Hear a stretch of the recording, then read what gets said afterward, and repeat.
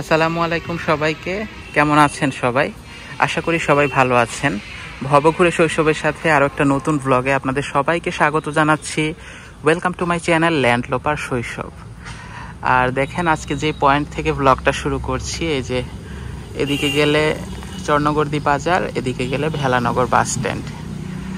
তো আজকে আমরা চর্ণগর্দি নরসিংদীর পার্শ্ববর্তী উপজেলা পলাশ উপজেলা, তো পলাশের চর্ণগর্দি থেকে ব্লগটা শুরু করছি।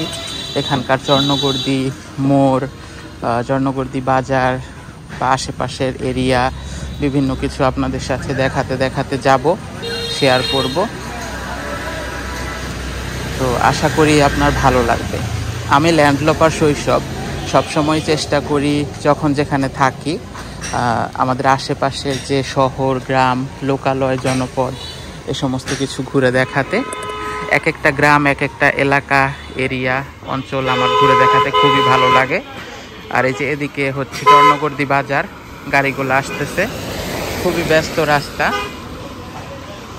মোড়ের মাঝখানে দোকান। তো এখানে কি নাস্তা করবো কিনা দেখি, তো সাথেই থাকেন, শেয়ার করছি একে একে।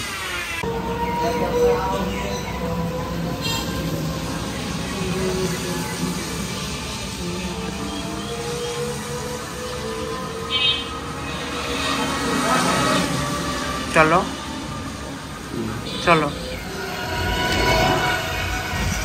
ধীরে ধীরে বৃষ্টি পড়তেছে একটু পরে পরে। আর আমরা এখন যে এরিয়াতে আছি এখানেই কিন্তু চর্ণগর্দি যে কার্তিক বাণী মেলাটা হয়, একটা মেলা হয় যেটা আমার চ্যানেলে চর্ণগর্দি মেলার একটা ভিডিও আছে, অনেক আগের অবশ্য। তো এই এরিয়াটাতে হয়। তো বৃষ্টির কারণে আসলে গাছ, প্রকৃতি সবকিছু ভেজা ভেজা অবস্থায় আছে। এই যে এই প্লেসটাতে মেলাটা হয় প্রতি বছর। এটা কিন্তু অনেক নাম করা, পার্শ্ববর্তী যে গাজীপুর বা বিভিন্ন আশেপাশের জেলা থেকে, অঞ্চল থেকে মানুষজন এখানে আসে। এনে কারণের জায়গা নাই আছে, কিন্তু তেমন না, দাঁড়ানোর মতো না নাকি? এই যে জমজমায় বৃষ্টি শুরু হয়ে গেছে, এখন এক জায়গায় দাঁড়াবো। ওই ভিডিও শুট করতে আইসা আজকে সেরকম অনুকূল পরিবেশ না বন্ধু। অনুকূল বাবু। আর এই যে সামনে দিকে গেলে চর্ণগর্দি মোড় বাজার। মানে বৃষ্টিতে শুধু এই জায়গায় ওই জায়গায় দাঁড়াই রইলাম।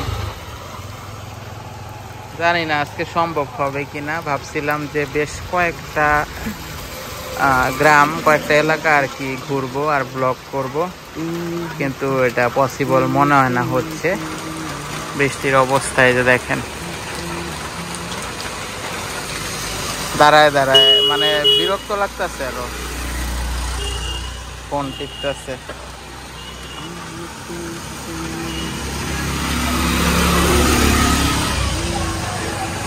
দেখা যাক কতটুকু দেখাইতে পারি, আর তা না হলে হয়তো হবে না। এক ভাই আমাকে কমেন্ট করছিলেন চর্ণগর্দি পরবর্তী আর কি আমাদের পলাশ তো চর্ণগর্দি উপজেলা বলতেছি, পলাশ উপজেলার মধ্যে চর্ণগর্দি। তো পার্শ্ববর্তী দক্ষিণ পারুলিয়া যে গ্রাম, তো আমরা গুগল ম্যাপে দেখলাম দক্ষিণ পারুলিয়া, গুগল ম্যাপে তেমন কোনো কিছু দেখা যায় না যে একটা লোকেশন যে খুঁজে বের করব। তো যাই হোক, দক্ষিণ পারুলিয়া ভুইয়াবাড়ি জামে মসজিদ বা কিছু মন্দির ওই এরিয়া আছে, মানে আশেপাশেই, কাছাকাছি। তো চাইছিলাম যে আজকে দেখাতে, ওই ভাই অনেকবার রিকোয়েস্ট করছে, কিন্তু আসলে উনি হয়তো বুঝে না, যে হয়তো বা বুঝে না, কারণ চ্যানেলে তো প্রতিদিনই একদিন দুই দিন পর পরই কিন্তু ভিডিও যাচ্ছে, কিন্তু ভিডিওগুলো কিন্তু স্টক করা থাকে। মানে দেখা গেছে আমাদের এরকম হয় যে টানা 10 দিনও কোনো ভিডিও করা হয় না, আগে ভিডিও থেকে যায়, বা যখন ছুটি পাই তখন হয়তো ভিডিওগুলো করে রাখি। তো ওরকম একটা অবস্থা হয়। কিন্তু ভাই হয়তো মনে করতেছে যে আমরা সব সময় ঘোরাঘুরি করি, কেন ওই গ্রামটা কেন দেখাচ্ছি না। অনেকে এরকম রিকোয়েস্ট করে, মনে করে। তো আসলে আজকে যে দেখেন আসলাম, কিন্তু খুবই বৃষ্টি হচ্ছে। আর তো মানে দেখাইতে পারবো কিনা এখন আসলে সন্দেহ হইতাছে, মনে হয় না পারবো। তো ইচ্ছা আছে পারুলিয়া গ্রামটা দেখানোর, আজকে না হলেও অন্য কোনো সময় দেখাবো। তবে মানে আপনারা অধৈর্য হবেন না, মানে বিষয়টা এরকম যে আমি এক একটা এরিয়াতে যাই শুধু কিন্তু ঘোরাঘুরির জন্য যাই না, এত দূরে দূরে দেখা যায় অনেকদিন পরে পরে যাই। হয়তো আজকে এই এরিয়ায় আসলাম, আগামী 2-3 মাসেও হয়তো এই এরিয়া বা এইসব এলাকায় আসা হবে না, হ্যাঁ, বা আবার হয়েও যায় বা ওইদিকে যাওয়া হয় না। তো এই আর কি সিচুয়েশনটা আর কি আমার এরকম। তো আশা করি বোঝার চেষ্টা করবেন। তবে আপনারা যখন যে কমেন্ট বা যেটাই বলেন না কেন, আমি মাথায় রাখার চেষ্টা করি এবং কখনো না কখনো দেখাই। আমার নরসিংদী সদরের আশেপাশে এরকম কাছাকাছি হলো। তো যাই হোক, এখন দাঁড়ায় দাঁড়ায় বৃষ্টি উপভোগ করি আর কি। এখন সময় হচ্ছে সকাল কয়টা বাজে রে? 9টা 1, মানে একদম 9টা বাজে। তো চর্ণগর্দি থেকে নাস্তা করব, তারপরে যদি বৃষ্টির এরকমই অবস্থা দেখি আমার কিছুই করার নাই, দেখা যাক কি হয়। এখনো দাঁড়িয়েই আছি, মানে কি বলবো, বৃষ্টির মাঝে এমনিতেই একটা দোকানের সাইডে দাঁড়াইলে একটা স্যাঁতস্যাঁতে বৃষ্টি, মানে অর্ধেক আধা ভেজা হয়ে গেছি, এটা বিরক্ত লাগে না? তো এখন রবীন্দ্রনাথের সেই গানটা, ওই যে দাঁড়িয়ে আছো তুমি আমার গানের ওপারে, ওইটার সুর ভেসে আসতেছে আর মানে অটোমেটিক মুখ দিয়ে এটা চলে আসতেছিল। দাঁড়িয়ে আছি চর্ণগর্দিতে জিনিসপুর এলাকার পাশে, দাঁড়িয়ে আছি চর্ণগর্দিতে জিনিসপুর এলাকার পাশে, যেতে চাইছিলাম দক্ষিণ পারুলিয়াতে, যেতে চাইছিলাম দক্ষিণ পারুলিয়াতে, বৃষ্টির কারণে আমরা এখন চর্ণগর্দিতে। মানে এটা কমপ্লিটলি মানে আউট অফ দ্য বক্স, এরকম একটা অবস্থা, মানে একদম বোরিং হয়ে বৃষ্টিতে এই যে এক কর্নারে এভাবে দাঁড়ায় আছি, যার কারণে আর কিছুই ভাল লাগতেছে না। ভাবছিলাম যে চর্ণগর্দি এখনো কিন্তু নাস্তা করা হয় নাই, এখানে নাস্তা করব, রেস্ট নেব, তারপরে আর অনেকটা সময় ওই দক্ষিণ পারুলিয়া বা আশেপাশের কিছু গ্রাম এলাকা মানে ব্লগ ভিডিও শ্যুট করব। সে এক জায়গায় দাঁড়ায় আছি, মানে খুবই বোরিং লাগতেছে। তো আমি জানি না আমার ব্লগটা আমি এখানেই শেষ করে দিব কিনা, নাকি চর্ণগর্দিতে খাওয়া দাওয়ার কিছু অংশ দেখাবো, না কি করব আমি আসলে আমার এখন আর ভাল লাগতেছে না। এখন আমার মনে হইতেছে আমি বাড়ি যাব, আমি বাড়ি যাইতে চাই, আমার বোরিং লাগতেছে। তো এটা আসলে দেখেন ব্লগ করতে এসে কি একটা ঝামেলায় পড়ে গেলাম, যাকে এটা একটা আলাদা এক্সপিরিয়েন্স, স্মৃতি হয়ে থাকবে।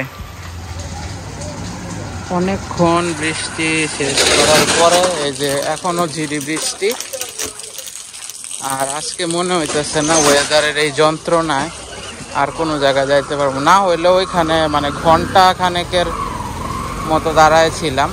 তো এই হচ্ছে চর্ণগর্দি বাজার, পলাশ, নরসিংদী। তো এই বৃষ্টি ভেজা রাস্তাটাই আপনাদের একটু দেখাই।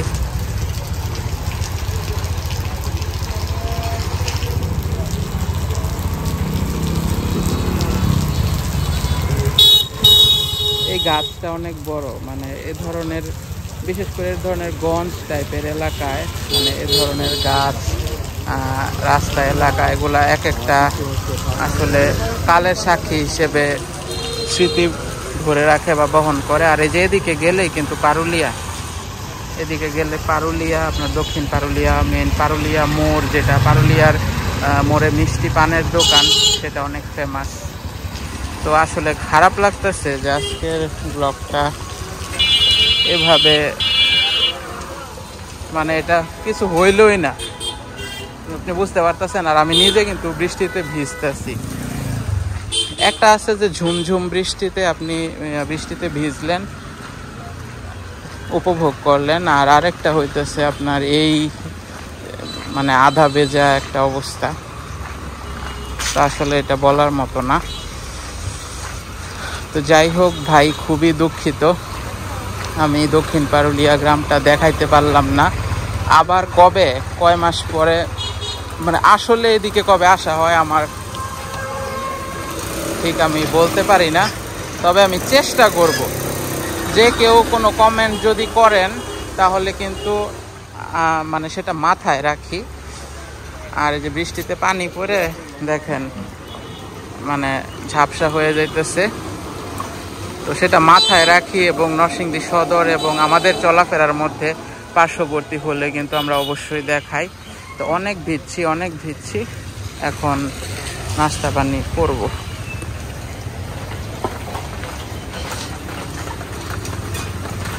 আয় কেন নাস্তা খাইতি না?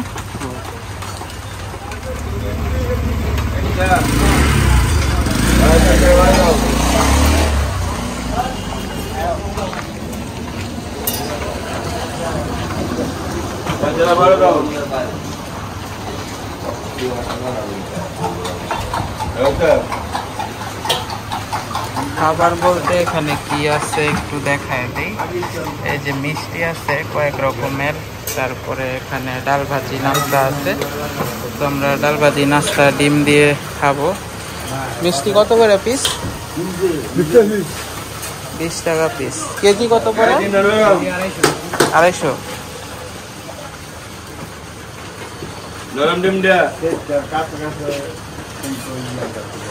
আচ্ছা নাস্তা দেন আমাদেরকে, ডিম ভাজি দিয়ে। আর কিরে ভাজিও নেই,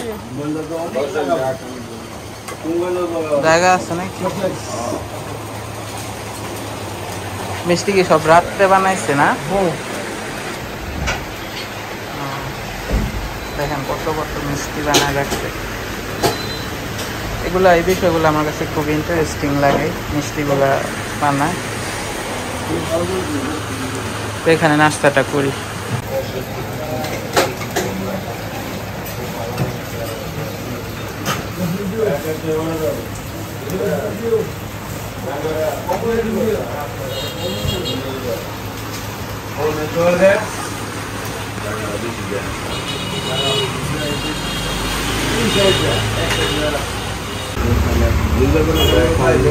রুটি আর ডিম ভাজি হয়েছে গেছে, পরে এখন এগুলো খাবো।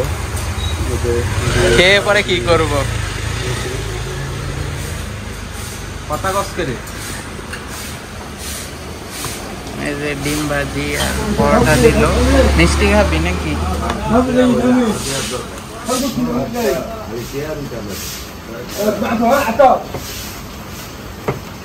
যাই হোক, এখন ফুড এনজয় করি আর তারপরে দেখা যাক আর কি খাই, দই বা মিষ্টি।